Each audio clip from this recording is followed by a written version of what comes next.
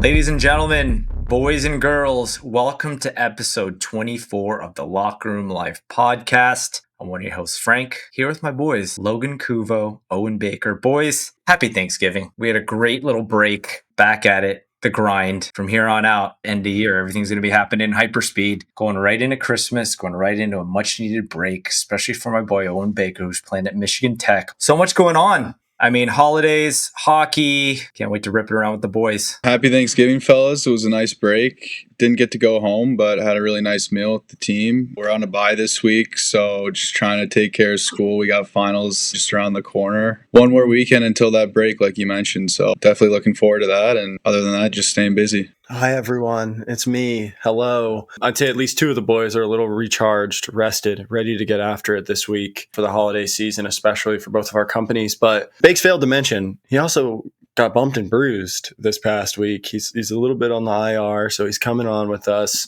What a warrior. What can we say, ladies and gentlemen? It's just, you can't explain it. But I'm doing fine. School is good. School is wrapping up, getting ready for my last semester of college and getting ready for Walmart rollout still and doing a bunch of fun stuff with the company and school. I'm looking forward to the next month. It's going to be fun. Boys, we're getting to that time of year where, I don't know if you guys feel it, but I felt it, especially even just with this break for Thanksgiving. You're like, I don't even know what day it is today. Like the day of Thanksgiving, I thought it was Saturday or Sunday. And then you roll into like a weekend and you're like, this is taking really long, especially when you're just eating, watching football, laying down, taking a nap, rinse and repeat. And that was pretty much my MO the whole weekend. So it took a little longer at some moments. Had to break up the monotony a little bit. Went to see a movie. Had to do something. What'd you see, Frankie? Leave sitting in my house and then go to an outside venue to then watch on a large screen. So, there's a lot of screen watching. We watched the new movie with the Now You See Me, Now You Don't. I saw that last week too. I like it. I like that little franchise. Yeah. Nice, good, clean, fun magicians. I mean, why not? Right? No free promos, but I was watching Stranger Things this whole week. It was absolutely unbelievable. Stranger Things sponsor the pod.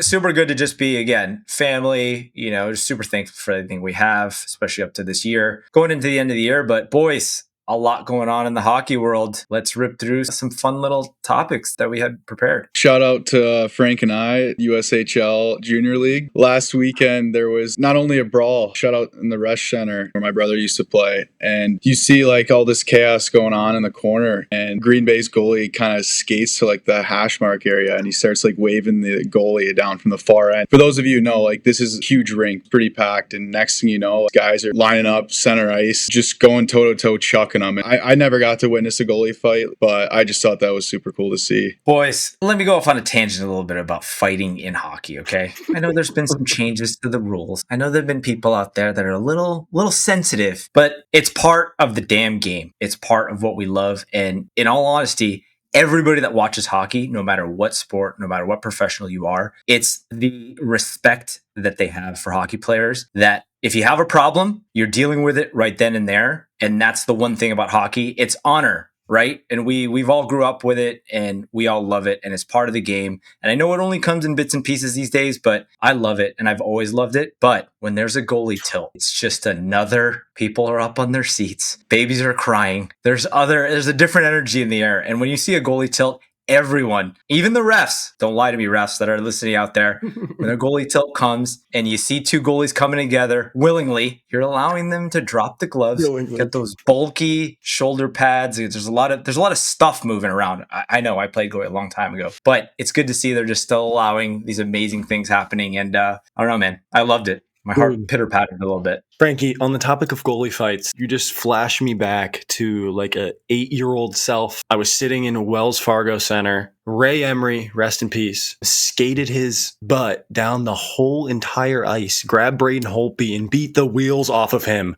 And it was the craziest thing I've ever witnessed. And anyone who's ever seen, obviously, a fight in hockey, it's, your adrenaline starts going as a fan. Like you feel it. And I think a goalie fight is just another notch to it. When you see a goal, the roof just explodes off of the place. And as Frank said, on fighting, like it's just about that honor side of it. And I think that's why, hockey's such a special sport, along with the people who are in it. So cool. And shout out the USHL. We love the USHL, and so cool for a goalie fight. It's always good for the game. I want to throw in another goalie fight extraordinaire was this Rick DiPietro. I know we've talked about him before in the Abby interview, who was Abby's motivation to become a goalie, and she grew up watching this guy. Played against him. We used to play for the national development team. First overall out of BU. Played for the Islanders, still getting paid. I mean, it's just winning on all levels, but he was a goalie fighter. I loved it. So awesome. All right. I know you guys saw it, but there's a fun little challenge that happened last week. U.S. National Development Team program versus the CHL. So they had a little 2-game best of 3 series. I guess you call it best of 3 because it was supposed to be best of 3, but it wasn't really settled in best of 3, but topic for another time. Anyways,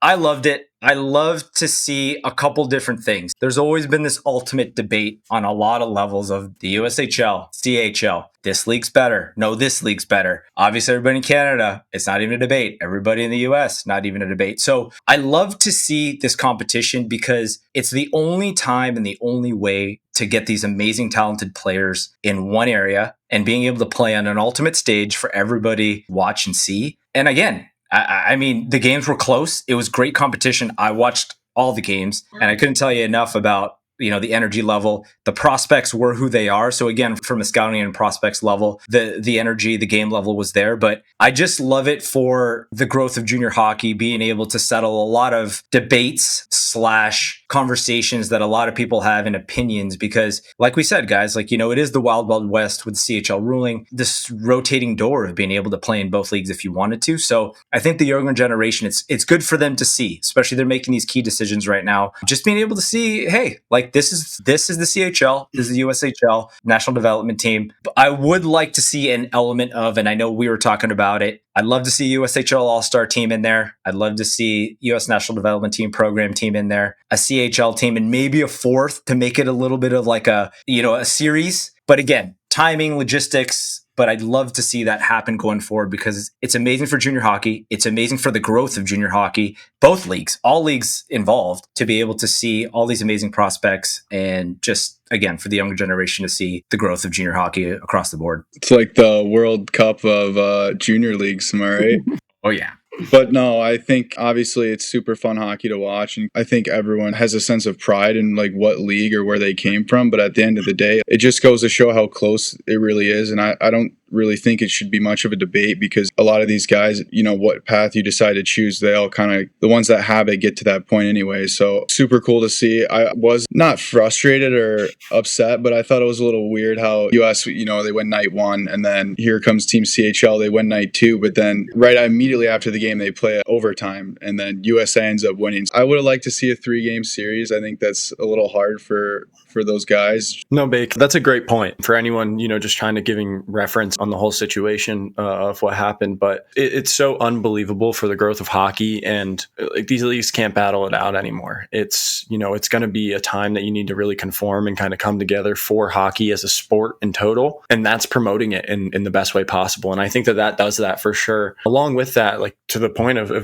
highlighting some of these all-stars, because, NTDP is, one certain age group of these guys, and you have a whole other league of the USHL who are talented players. Owen, Frank, when they played there, you have a whole different talent pool completely of different ages to be able to highlight and actually play against them. So definitely would love to see something like that. Logistics are absolutely insane for it, but I just think anything that you can do to keep educating the younger audience more than anything about these decisions and, where the landscape of things are going to be, the better for both the leagues it's going to end up being. The takeaway from this is if it ends in a tie, give us a coin flip.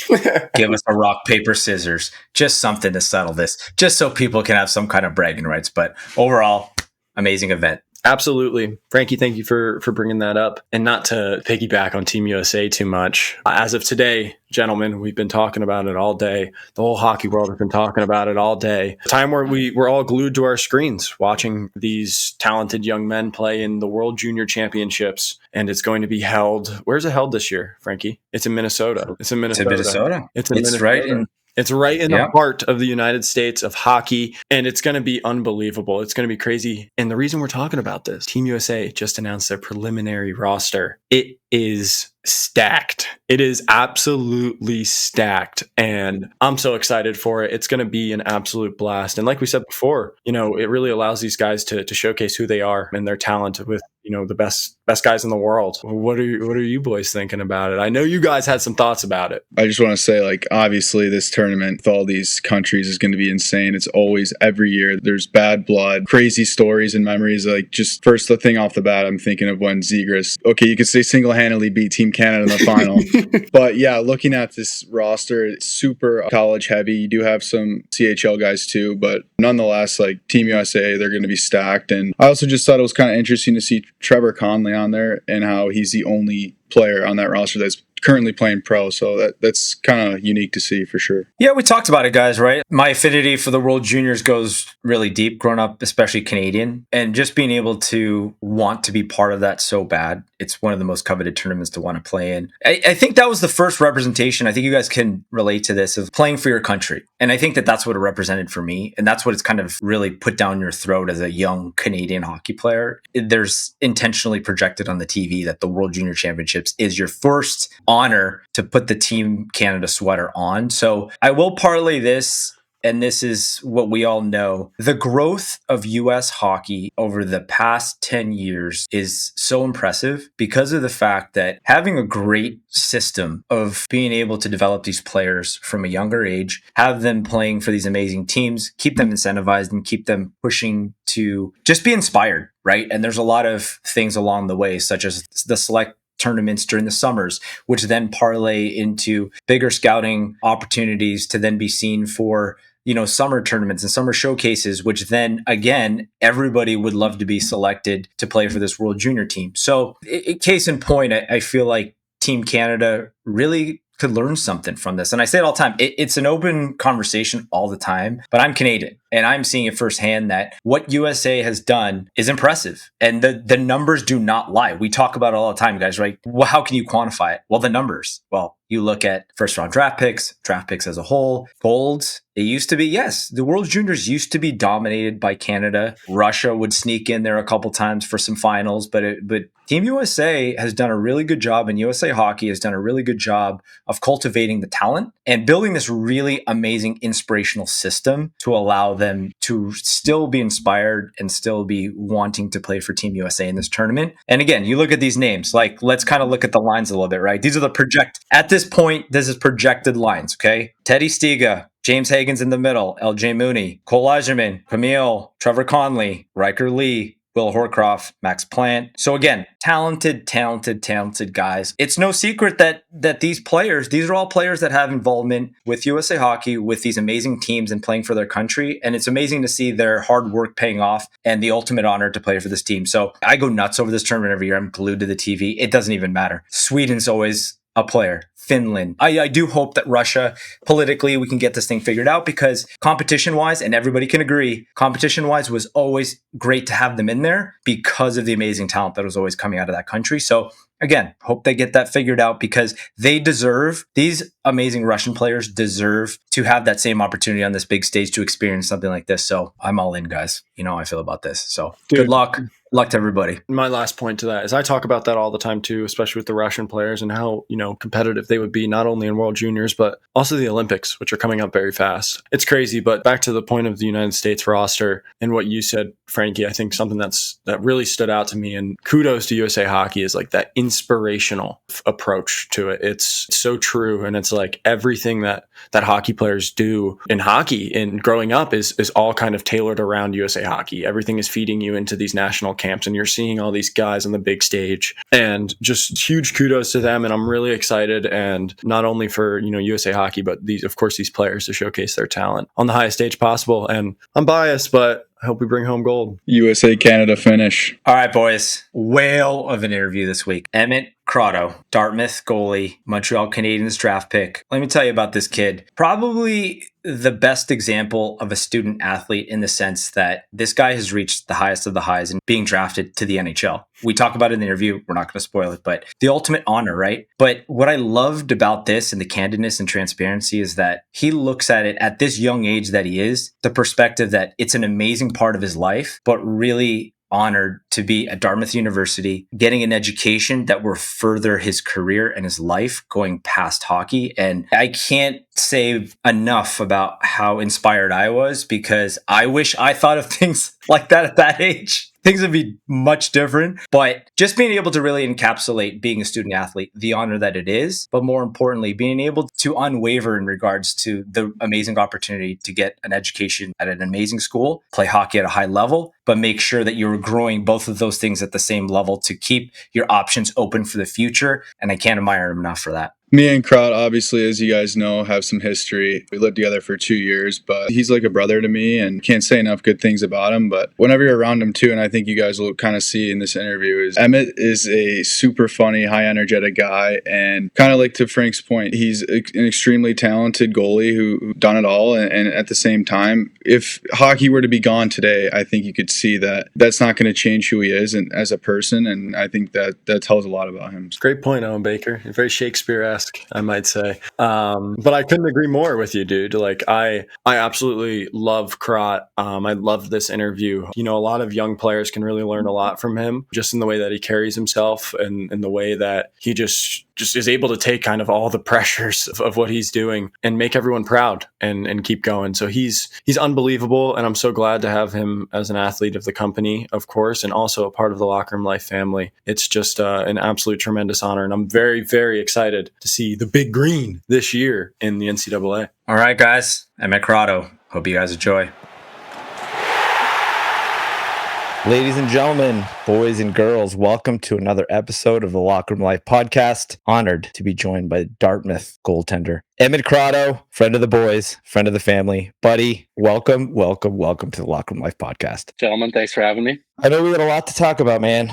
A lot to go through, the journey, all that good stuff. But like we do with every guest, take us through the early days of falling in love with the sport of hockey. Grew up Bonnyville, Alberta. You guys have probably never heard of it. I guess Fake has from knowing me a little bit, but small town, northeast Alberta. Started off as a pretty gritty sandpaper right winger. What do you guys call like your first intro to hockey level? Like we call it like initiation. You guys call it like mite or mini mite? Yeah, Mike. Yeah, mini-mite. So mite, mini mite, like I was getting kicked out of games for fighting. Like I was spearing kids. I was unhinged at that age. So one game I ended up playing, I ended up put on the pads and went in and I got a shutout my first game. And then from there, I just kind of played some more and was doing well with it at a young age. And I'm sure my dad's wallet was hurting back then, but I had fun with it and brought me to here we are now. Thanks has said so much awesome things about you over the years, and I've had the chance to get to know you through my own company as well. But talk about the next steps after that, your youth hockey career. In California, you played for the Ontario Reign, and now you're at Dartmouth. So it's definitely a non-traditional path, and I'd love to hear about it. Yeah, so where I was from and grew up for youth hockey, we were far away from like AAA programs, and there's some problems with Alberta curriculum, Saskatchewan curriculum. The schooling was tough, so I couldn't have lived in Lloydminster and played AAA. I would have had to drive 2 hours every day. So we had to like kind of look elsewhere. And I think I went to a USHL camp that year. The Ontario Reign coach saw me there and was just like, "Hey, would you come down to California and play?" And I just was like,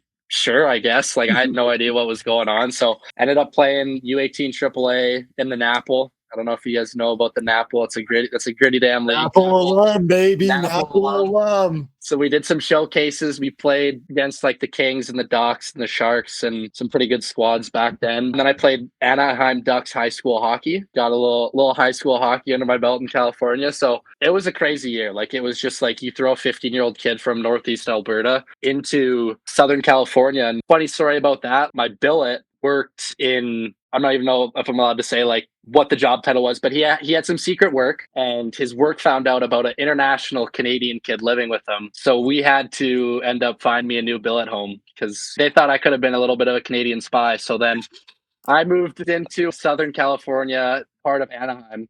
We'll put it that way. I moved in the heart of Anaheim with my boy Danny Perez. His parents spoke only Spanish, so they had to translate for me, and there was some fire meals in that household, to say the least. They know what they're doing. So I had a lot of fun in California. I learned a lot. Like it was hard being a 15-year-old kid, just go like completely culture shock going down there, but figured it out, had a good year, and that ended up leading me to Waterloo the next year. I got to interject here because I'm from California. I lived in California before Arizona, but buddy, I can attest to a couple things. You played at Bosco, right? High school hockey. St. John Bosco, yeah. I didn't know that. Yeah. My first question for you is, what was your interpretation when you first started going down California freeways? Did you lose your mind immediately, or was it just a slow pull between the fact that you wanted to just poke your eyes out? I remember that first week. I guess the first week was cool. It hadn't set in yet because my parents took me to like Disneyland and Universal Studios. So I was, and then they left, and I'm like, holy shit! Like, we're like, where am I? It was tough. Like I was homesick. This was all foreign to me, right? But I mean, a lot of SPF 80 throughout the year, protect this pale skin. But it was a lot of fun. Buddy, living in the heart of Anaheim, I know what you're talking about when you're talking about the heart of Anaheim. The heart of Anaheim. And let me tell everybody that's listening and everybody that lives in California, far from the beach, people. Far, far from the beach. It's a little bit different than Bonnyville, Alberta. Just a little bit.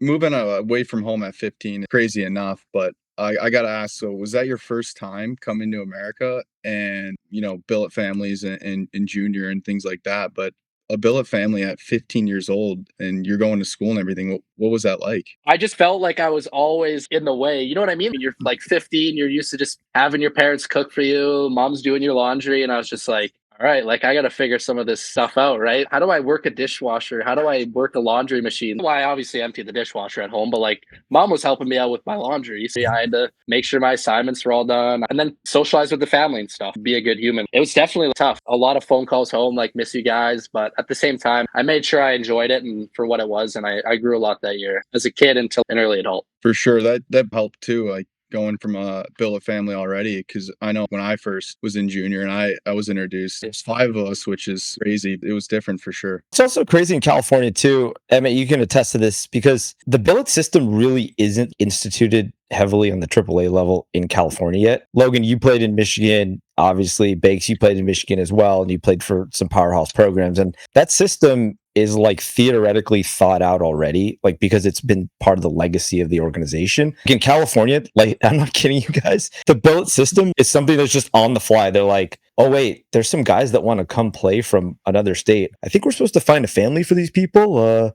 And the coach is just scrambling for any parents who are willing to do it. So, Emmett, that it's kind of learning as they went on as well, because there isn't really any system to it. You're kind of just like, okay, you're living with them. And then it's really just that family taking you in and really kind of acclimating to everything that they're doing. Yeah, you kind of hit on the head there. Like, it's really just really good people that are willing to kind of step in. You go up to these people, you're like, hey, there's this 15-year-old string bean kid from Bonnyville, Alberta. Like, do you want him to live with you? A lot of people are going to be like, what? My experiences there, I was grateful that they were very good. I could understand that probably could have went south in a different universe there. So to your point, I think it's still a little hazy in youth, like across kind of everywhere. Like it's still kind of like on the fly. Juniors, on the other hand, very planned out. They're always have these teams and these families set for them, especially at the high level that Crot and Bakes played at. And you, Frankie, like they're always thought out and always, there. But like in youth, there were times where I thought I was going to end up playing with Bakes my 16U year. And Bakes is like, you'll just live with me, I guess. And I'm like, okay, sounds good. But it goes back to that point of, those people who just kind of stick their neck out there and kind of believe in you. And, it's a kid chasing his dream at the end of the day. And my next question is, when did you know? And who were these people that let you know that you can play at the next level and you can do some awesome things? Yeah, so in Bonnyville, there's an AJHL team. Fun fact, didn't know if you guys knew that. But the Pontiacs. So growing up playing like spring hockey, we had the coaches from there, Rick Swan and Larry Draper. They were coaching spring hockey for us, and we got to go grow close with them. And we had this program with our middle school and our high school where every Monday we'd go skate and play hockey, built by like a couple hockey parents. And then one day, like I was out there and their goalie got hurt or something. They grabbed me off from the other sheet and they pulled me off. I'm 13 and I'm skating with the junior A players, and I was getting torched, but I was having a blast. You know what I mean? Like it was almost like a pre-scout for like 5 years down the road, but they ended up letting me like skate with the Pontiacs, like go get dressed in their room and be like an AP in a sense for like a couple years there as I was playing youth hockey, because we had 4 or 5 guys who played good junior hockey from my youth program, and we couldn't really go play AAA just because of the distance and stuff. So it was kind of cool having the ability to go skate with the older guys and just kind of get a feel for what's next. So I'd say those guys helped me immensely and almost gave me a little bit of a cheat sheet for what to expect with that side of hockey. And when I went to California, I had some success statistically and winning some games and whatnot, and just having fun, right? And from there, some emails, some texts, some calls started coming in from junior teams and whatnot. And all right, like I guess this is kind of what I want to do. Because going to California, statistically, thinking about it, I should have went and played the NA3. You know what I mean? But I just did well with it, found a way, and paths opened up from there. I guess after that year, with having the success that I did, from those prior experiences, was just kind of like, okay, like let's roll with this, see where this can go. All right. I need to hear this. You need to elaborate on this more. How the hell did you go from California to the USHL, like the best junior league in the US? Like, take us through. Was it, I know you said text calls, but was it literally just, did you get drafted? Did you go to camps? Like, I need to know this story because everybody listening knows this, especially the ones from California. This is an anomaly. I'm not kidding you. Everybody, and you know this, Emmett, California is all about the junior Kings, the junior Ducks. That's literally everybody that comes out of there. So please. I had some success through that year. Did good in those showcases. Won Anaheim Ducks High School Hockey League Championship. Not a big deal. And then I had an advisor back then who was kind of in touch. He's like, hey, I'm going to give some USHL teams, some null teams, some touches. Throw your name out there. I was like, awesome, perfect. Didn't really think anything of it. But I was taking a nap midday. I'm just sleeping. And like, I wake up, Waterloo. What is this? And I pick up the phone. I'm half asleep. I'm like, hello? It was PK O'Hanley on the phone. He's just like, hey, Emmett, just want to let you know we drafted you. We'll forward you some info. And I walk upstairs to my parents. I'm like, Waterloo, like, this is cool. Like, I got family in Ontario. Let's call them. So I call my family from Ontario. I'm like, oh, I might be coming to Ontario this year. I look on my computer, Iowa. I'm like, what? So whatever, time goes by, do my research. The coaches talk to me and like, I'm going to Iowa. COVID's happening, right? So that year they were taking 3 goalies. There was 4 or 5 goalies at camp. I'm like, okay, like younger guy, like I'm just going to go give her shit and like try and, earn a spot. And with that, earn the 3rd goalie spot. It's a COVID year. Like it's a different year. They're taking 3 goalies. And I didn't play a game until after Christmas break. And I didn't even get to go home for Christmas break. I was there in Waterloo that first year from August till probably April. I was just thrown into the wolves. I had no idea what I was going into, but crazy circumstances, obviously we know with COVID, but once I got into the net after Christmas, just won a couple games and just did well. And I mean, with all those practice reps I was getting, I guess I was primed and ready to go for it, but it was an interesting year, but it was a shock in a different level. Time to be an adult in a different sense with your profession being hockey. That was that little transition there. It was an interesting time. I had no idea what was next. It's crazy you say that because you got your opportunity. And if I remember correctly, that was my first USHL game, was that down in Sioux Falls. Yeah.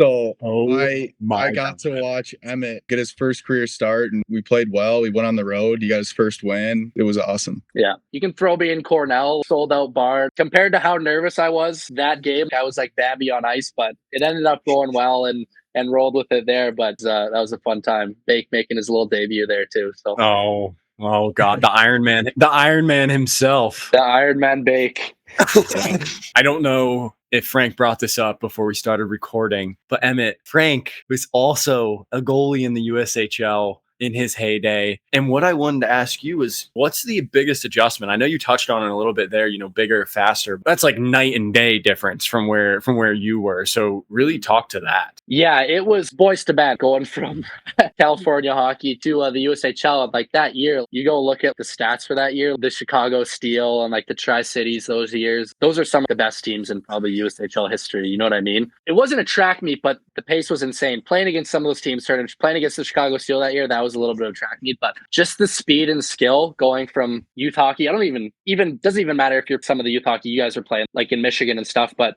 that transition is just, as a player, I guess is a bit different, but as a goalie, it's just everything's happening at that higher of a pace. So there's going to be some growing pains. There was games where I got thrown in the Tri-City and I got shelled, but those are things you need. You learn so much from Matthew Nyes coming down the wing and putting it right by your ear, J-bar down. Those are things you need to be a part of to learn from, right? So I learned so much from that year. We were in a great team that year. Like I saw a lot of rubber and it was able to kind of sneak in a good amount of games that second half of the year. This wasn't on the outline, but I wanted to ask you about it because Bakes told me it's a pretty crazy story. but drafted to the Montreal Canadiens, by the way, not a big deal, but how did that go down? What was the process for that? After my second year of junior, was able to play a lot of games that year and was having some conversations with my agent.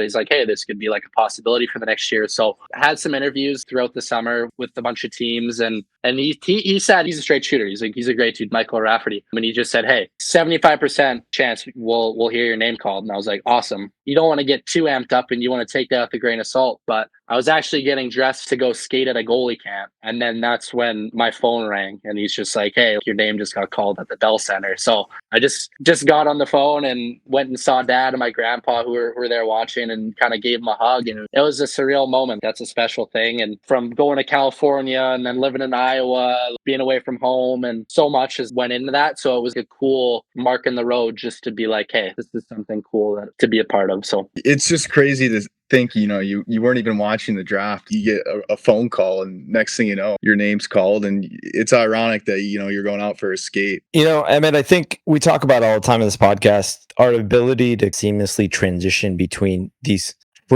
crazy situations to just focusing on ourselves and focusing to be better. And again, this is the reason why we tell the amazing journeys and hockey stories and why they're so unique. Each one of them is unique. All of ours are unique. Everybody's is unique, but there's the consistencies in all of them, right? The number one is you never really think about everything that's going on around you. You just described a million different places that you lived, a million different families. The living situation was kind of just so different, but you always were just all about, how do I get better every day? How do I concentrate on my game? How do I just continuously move forward? It's a funny thing because a lot of people, and especially mental obstacles, are such a big thing for everybody. It's like, well, it's not really the right situation. I don't really know if it's for me, but I really feel like hockey players, we have the innate ability to just adapt under transition all the time. And you're another example of that, to where you've reached the highest level thus far where you just continued on. I'm just going with it because I believe in myself, and self-belief is such a big part of a player. So kind of wanted to talk about tougher times, right? Like the adversity. We always like to tell the younger generation, especially guys that want to be in your position, what were the hard times? Like, dude, this is hard. I don't really know if I really want to do this anymore, or even if this is for me. The biggest things that stuck out to me was that first year. I was there for 4 months just practicing every day. A young kid, I was really shy. Bakes knows me, kind of have fun and be a little bit loud, but I was in my own world there for the first little bit. And I think me getting in some games there helped a little bit, but it was tough. It was just wake up, go to practice, go put on my suit and watch the boys play, do that over and over. So that was tough. My freshman year, I was at Clarkson University and I kind of dealt with some stuff that was tough. I was used to having success within junior and within midget. It was dealt with some injury, and it was like a big wake up call. I'm going to take everything I need from this year, and I'm going to take this with me, and I'm going to take what works for me, what doesn't work for me, just keep pushing forward. My wallpaper is me as a little kid holding a medal. Like, you know what I mean? That's what it's about. I'm not a Ivy League school, getting to go to school, meet friends, play like the sport we all love. And the reason like we do this from playing a kid's game, you know what I mean? Like I'm just having fun doing it. And when things get tough, I just look back to my wallpaper and I just think back, I'm like, this can all be taken away in a minute. I'm just going to keep going and I'm going to play as long as I can and have as much fun as I can. That's all it's about. I love that, man. I love it. So transition. Okay, you're in the USHL. Now college, right? The next move, the next step. Walk us through kind of the process, how you chose Clarkson and, how it all went down. Yeah, so I committed when I was 17. I didn't really know much about Bonnyville, Alberta. There's not many guys going for.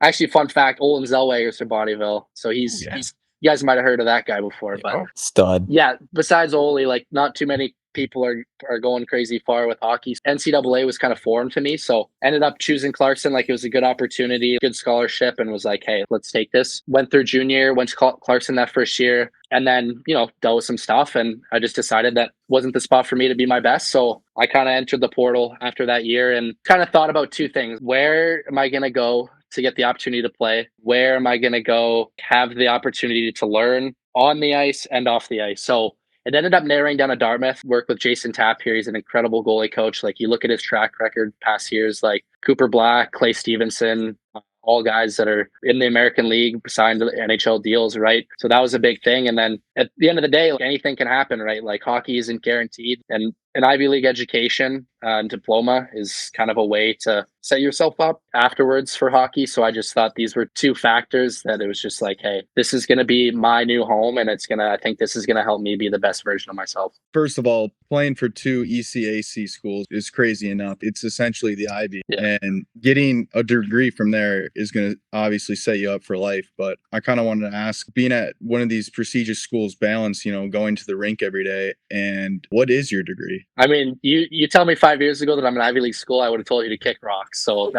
we'll start off by saying that. But I did well academically my first year of school, and I had good enough grades on high school that it worked out. It's a transition. You think Ivy League and you think preppy, carry your books to class, like all smart and whatnot, but maybe a bit, but it's just time. And there's going to be nights where you're going to have to go to the library. It sucks, but you're going to have to go to the library, set aside some time, and you're going to have to grind. Obviously the degree, awesome, and it's going to open up a lot of doors, but you're going to have to earn those doors to be open, right? So after practice, go get some food, and then what do I have to do to take care of the academic side of it? Because it's just as big, right? They hold us to a high standard here. Like if you're slipping, they don't take that lightly. So stay on the good side, do my best, and kind of set myself up for the future with that. What's your major, you academic weapon? My academic weapon major is PPE. It is politics, philosophy, and economics. So Wow.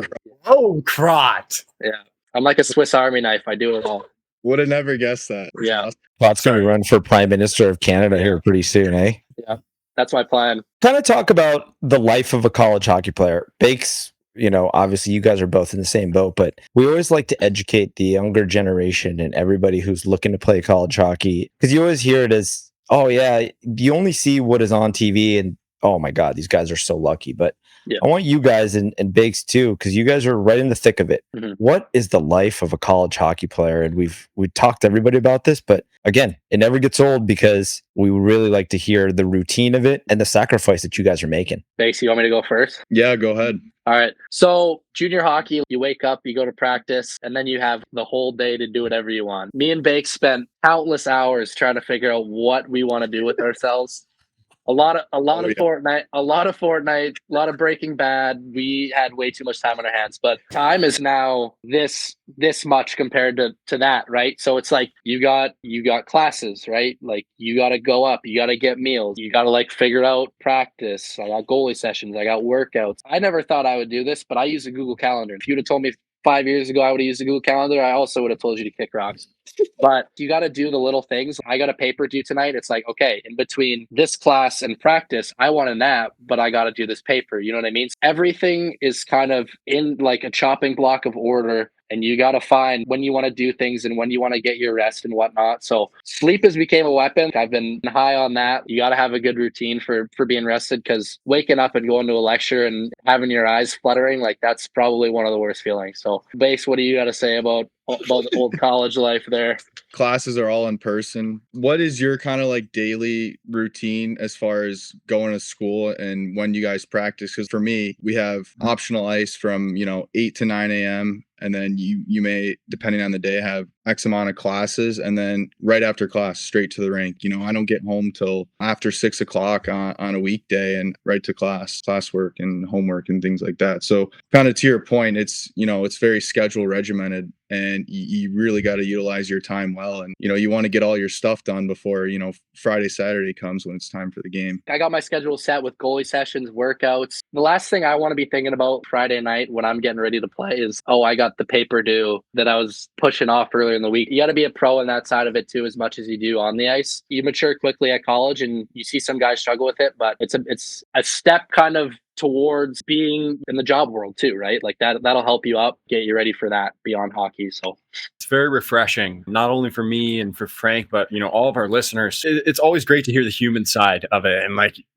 it's hard, dude. Like it's a struggle, especially the days like right now, and it's 30 degrees outside and it's snowing and it gets dark at 5 p.m. and you don't want to get up again. You just want to stay in bed all day. And you guys have that mental fortitude, and you guys are chasing a dream. And that's the ultimate goal at the end of the day. And you guys have already achieved so much throughout your career. But what is Emmett Croteau's favorite milestone or moment thus far throughout his NCAA career? My biggest milestone moment, I guess it's kind of general and broad. After, having a tough year in the like my first year of college. Being able to take what I took from that, learning, growth, maturity, and just coming to a new place and starting to have like some success and just starting to be a pro and starting to buy into what this was about. All of last year, just kind of seeing the progress that I made at the collegiate level was like a big thing, and just kind of added some extra motivation and just made me understand that hockey's not perfect. Like, I'm just because I was drafted in the NHL doesn't mean, oh yeah, I got it. At the end of the day, it's cool, like it's awesome, but I need to put in work every day and I need to worry about the process that's going to get me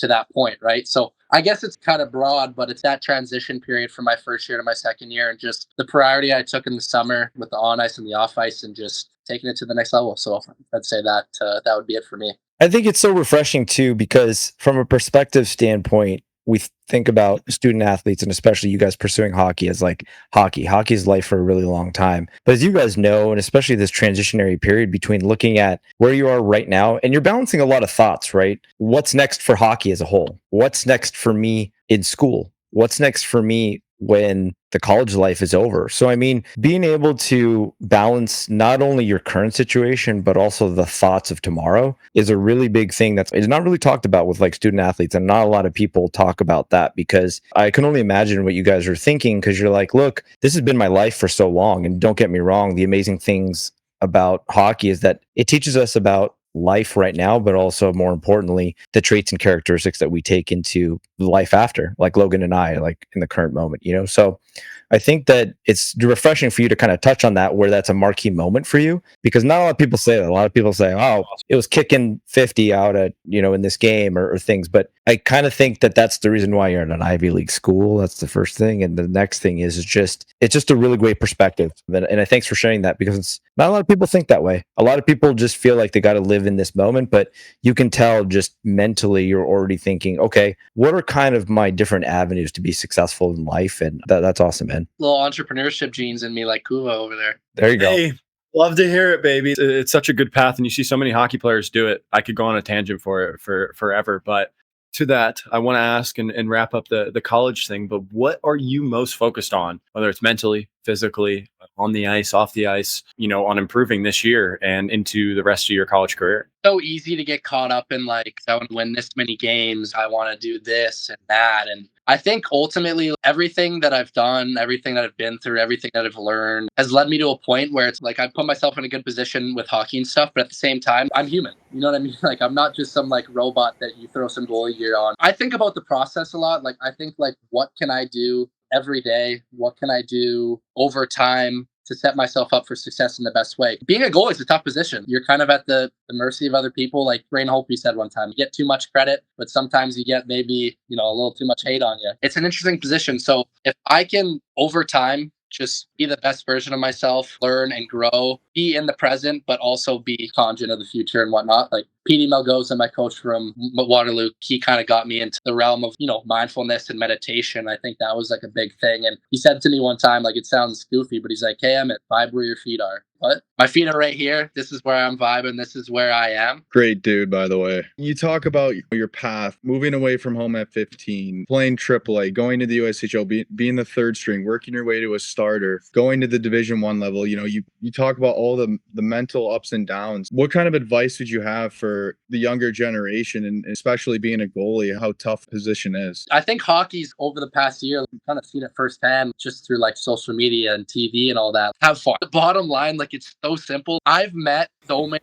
awesome people. I've got to go to so many awesome places, made so many awesome memories through me getting a little black circle shot at me. It's just that simple. So when times get rough, I'm like, have fun. Kids, like, obviously you got to train and work and whatnot. Doors will open up for you if you have fun, you're a good person, and you're just constantly open to learning. There's been points in my career where like, I'm kind of closed off. This is not going to help me. Nowadays, I'm open to anything that can help me get better. Be a good human and have fun. Dude, you're such an example of that. Literally from the first time I talked to you with Bakes, you've just been nothing but kind and receptive to everything that I've been trying to do, and just understanding that, you know, Bakes is a brother of yours, wore the same jersey as you, and, you know, a friend of Bakes is a friend of yours, and you know, you're just a great human. I'm so glad that we've been able to get you on this podcast, and your story's so cool. We always highlight the important people a part of everything that we're doing day to day, whether that's, being a hockey player, after being a hockey player. Who are those people that you want to shout out and say thank you to just for everything in your hockey career? Best damn tape to the moon, baby. But growing up, obviously, like my parents, those long nights, those early mornings, like kids, if you're listening to this, go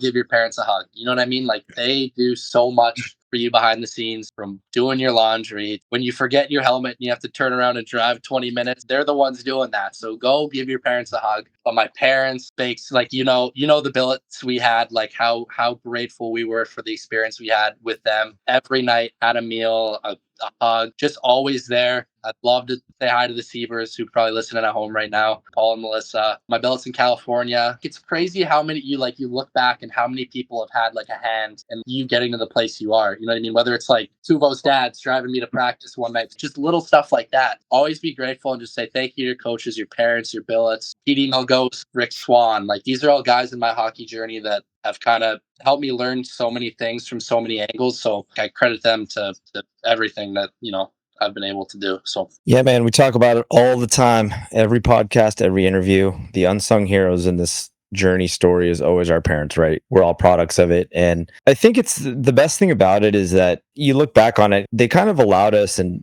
we say it all the time, but they shielded away everything else that needed to be dealt with, that allowed us to kind of concentrate on what we needed to do. And you don't really realize it. I didn't realize it in the moment. Emmett, I used to live in the Valley, and I used to play for the Junior Ducks. My dad would have to drive me all the way from the Valley to play for the Junior Ducks. And it was like an hour and a half, 2 hours each way, So, and I would be sleeping in the car. And you guys know this, it's sleep in the car, get your meals in, do your homework in the car and stuff. And it's like, those are memorable moments, but you also realize after the fact, that was crazy. Like I never knew anything else but what I needed to do in that moment, and everything else was kind of shielded away. And we're so grateful. And we always like to celebrate those amazing parents out there. And like you said, the amazing people that have kind of supported our journey to this point, because we can never name everybody, but we always let them know that we're thinking about them. And we always are thankful for the part they played in this whole thing. So that's awesome, man. That's always a big part. Before we let you off, I wanted to kind of talk about one moment. I know we grazed a little bit over it, but getting drafted to the NHL, man. Like a lot of people, small percentage, 1%. Is it 1%, guys? 1%. It's less than that. Less than 1%. Less than 1%. That actually have that. And I know you were like in the middle of a skate and all that, but I want you to, when you kind of had a moment to kind of think back on it and like what that meant to you as a person and the culmination of this whole journey, let us into your heart a little bit. And what did you think? And what was your feeling of that moment? it was just like surreal. There's gonna be like a couple hours there, a little period of time where it just hasn't hit you, but I just kind of the next couple of days use that time in the whirlwind that was. Be grateful, be thankful, use it as a stepping stone. Like this is an awesome opportunity, but I want to try and take this as far as I can. Super grateful, excited, ecstatic, but also just try and take that energy and kind of excel forward with that. So again, like we just talked about, it was also like a time where it was just, I was so thankful too. You know what I mean? All those people, my parents, my grandparents, my coaches, all those people that had a hand, I just made sure that I thanked. I want to do this for you guys too. It's kind of a surge of motivation and thankfulness, being grateful, just like a culmination of so many emotions. So yeah, it was a very, very cool culmination. I've only ever heard Frank use the word culmination. I like that. Ivy League. It's Ivy League. It's Ivy League word. Oh my God. Never mind. We don't want to bore him with the details. It's fine. Yeah. But also, before we get you out of here, we like to do a thing, a little bit of rapid fire questions. It'll just rotate around the bow. It'll be me, Bakes, then Frank. And I want to ask this selfishly because I know we have similar music tastes. Yeah. What is the number one artist that you are bumping in your headphones before the game starts? Tapping into my Cali roots, a lot of Shoreline Mafia. I love it. Very, very music knowledgeable, for sure. I'm sorry to bring this up, Crot. I still feel terrible to this day, but for those listening out there, Frank, Logan, You had for to. the sake of this podcast, we have to talk about this story. Pause. Time out on the rapid fire. Time out on the rapid fire. This is groundbreaking news of Bakes messing up big time. We'll come back. Before he gets to his side of the story, a little background. It was a pregame skate in Fargo, North Dakota, and I was a rookie, and I accidentally injured our starting goalie. If you want to take the reins here and kind of say what happened. Oh my God, I'm going to cry. If you're a goalie, pregame skate, like you're just going out. I'm kind of getting my shots, like feel puck, tracking it in and out. And I was just like, all right, like I got my touches. So as I'm skating out of the net, Bakes, was it a slap shot? It was a wrist shot, but In my defense, it was a really bad pass. For those of you who know, when the puck is upright when you catch it, you don't know where it's going.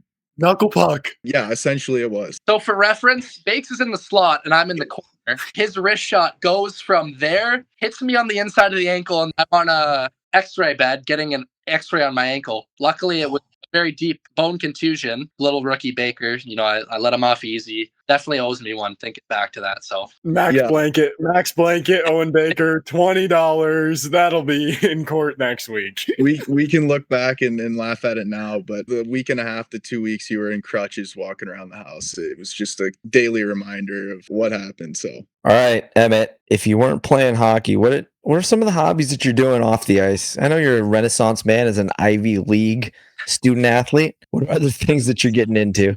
I just read so many books and I love poetry, all that. But besides that, of course, a lot growing up, I played a lot of basketball. Love basketball. Like if I wasn't playing hockey, I'd love to play basketball. Listen to a lot of music. Me and Bake have shared a lot of hours in the past, listening to a lot of music. And I've recently been, in the past couple of years, becoming like a movie guy. So me and my buddies have Letterboxd, rating some movies and watching some movies. Like to just get outside, listen to music and watch movies. So it sounds kind of bland, but kind of works for me. So all right, I'm putting you on the spot now that you parlayed into one question. Top 3 movies right now. Top 3 of all time? No, Hit us. Just hit us. Yeah, hit us. Hit Yeah. us. All right, Raging Bull, De Niro, a little throwback. We'll go Boogie Nights. I don't know if you guys ever seen that one. Little PG there, but Little roller girl action. I get you. then probably Goodfellas. I love Goodfellas. Peak. So those are probably my top 3. All right, next one. What is the favorite rink / road city you've ever played in? Favorite rink / road city I've ever played in. I